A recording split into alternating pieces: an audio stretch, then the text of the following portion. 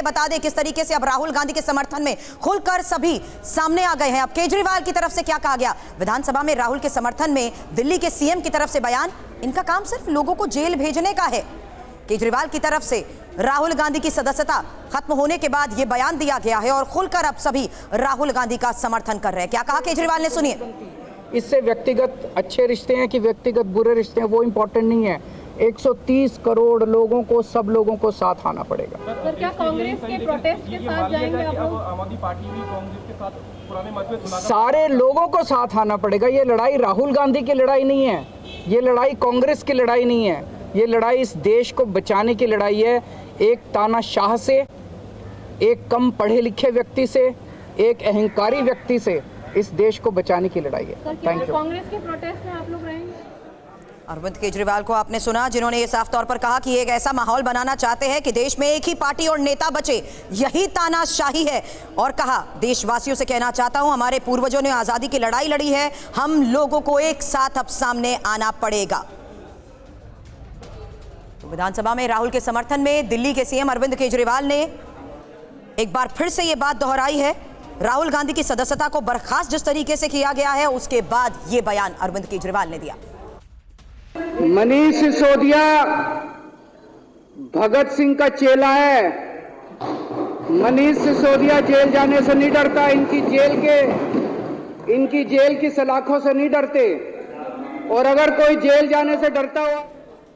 तो आपने सुना अरविंद केजरीवाल को समर्थन में राहुल गांधी के, और यही बयान हर तरफ से सुनने को मिल रहा है। तमाम जो विपक्षी नेता हैं वो यही कह रहे हैं, क्योंकि यही लगातार विपक्ष कहता भी रहा है। ममता बनर्जी हो या केजरीवाल हो या आम आदमी पार्टी, टीएमसी, बाकी तमाम नेता, चाहे वो आरजेडी हो या फिर अखिलेश यादव हो, सब ये कहते रहे कि एजेंसीज का इस्तेमाल हो रहा है विपक्ष की आवाज को दबाने के लिए। अब उन्हें एक और मुद्दा मिल गया है। कुमार विक्रांत, अब एक और बड़ी चुनौती, कांग्रेस पार्टी अपने लिए तो राजनीतिक लड़ाई लड़ेगी, मैदान में उतरेगी और को मुद्दा बनाएगी और चाहेगी कि इससे उन्हें एक मोमेंटम मिल जाए 2024 से पहले। लेकिन कांग्रेस पार्टी के लिए एक बड़ी चुनौती ये भी है, उस चुनौती को कैसे सामना करने के लिए वो तैयार हैं कि विपक्षी एकता को भी बनाया जाए और उसमें कांग्रेस पार्टी एक अहम भूमिका निभाए, क्योंकि अभी तक कांग्रेस पार्टी से दूरी बनाए हुए हैं सब। देखिए, कांग्रेस पार्टी का मानना है कि अगले नवंबर दिसंबर तक जिन राज्यों में चुनाव है वो अहम भूमिका में है, चाहे वो कर्नाटक हो, छत्तीसगढ़ हो, मध्य प्रदेश हो, राजस्थान हो।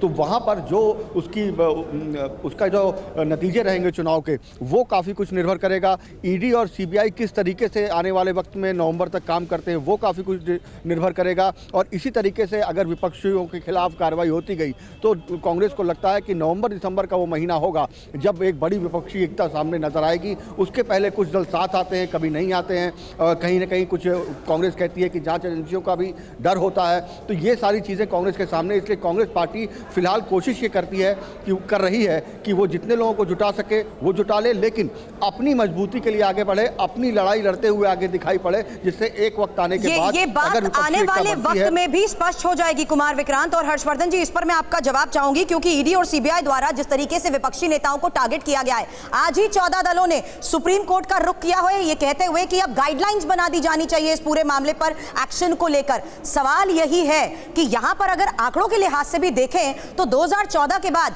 95% ऐसे विपक्षी नेता हैं जिनके ऊपर एक्शन लिया गया है सीबीआई की तरफ से, ईडी के द्वारा, और उसी का जिक्र अभी थोड़ी देर पहले सदन में अरविंद केजरीवाल भी कर रहे थे। लेकिन सुरभि, यहां सवाल ये खड़ा हो जाता है, जिनके ऊपर भ्रष्टाचार के आरोप हैं उनके ऊपर कार्रवाई हो रही है, इस पे कोई इनकार नहीं कर रहा है। वो कह क्या रहे हैं?